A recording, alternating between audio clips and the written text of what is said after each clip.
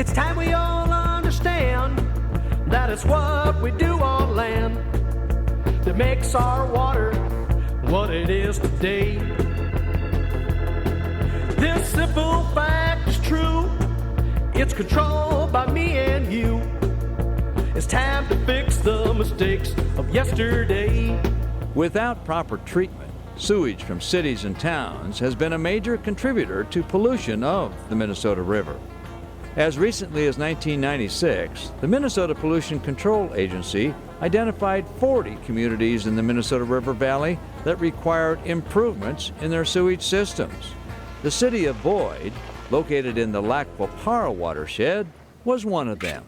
We needed to get this sewer system done, for the amenities in the community, because we had old septic tanks and so forth, and those things are real old.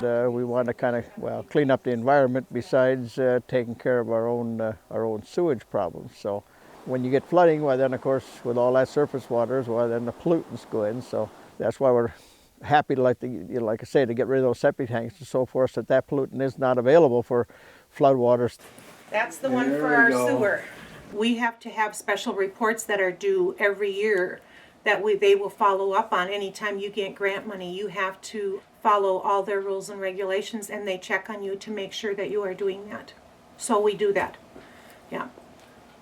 We'll be doing reports for the next 40 years because of these grants for both sewer and water. So. And do you think it's worth it? Well, yes. If you had seen our water before and our sewer problems, yeah, we needed this, and it's good. We need it, and it helps the city.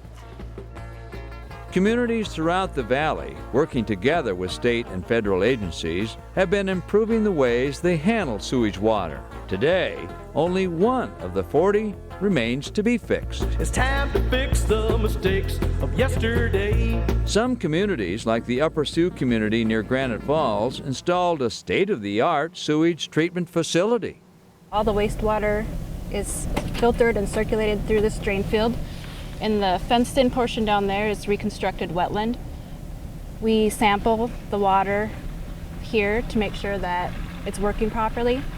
And I sample the river downstream of the drain field and above stream to make sure that the community is not negatively impacting the river with their wastewater. The Upper Sioux Community also worked with state and federal agencies to slow down the stormwater running across the parking lots of Prairie's Edge Casino.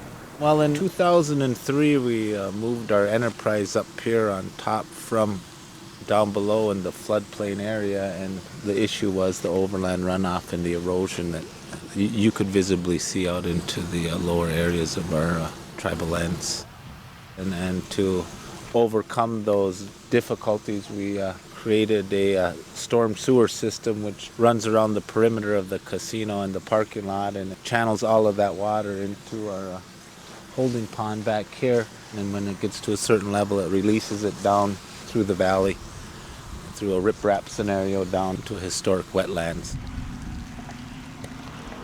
We're treating, I would say, a substantial portion of the water, especially in an urban area. When, in the early 80s, national urban runoff pollutant standards were developed, and that's where all the ponds started to be built.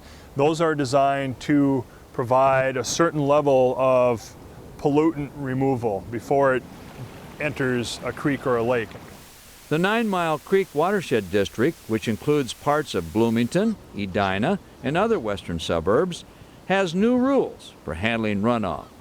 We want the first inch of runoff to be retained on site.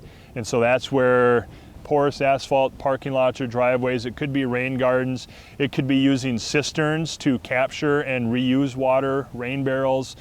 Rain gardens are being incorporated into commercial developments, municipal projects as we see here, as well as private residential projects.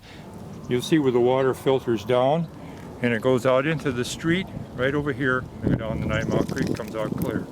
And the 9 Mile Creek is, by the way, one of the cleanest in the country here. And we watch it pretty close and monitor it, keep the trash out of there, and everybody respects it.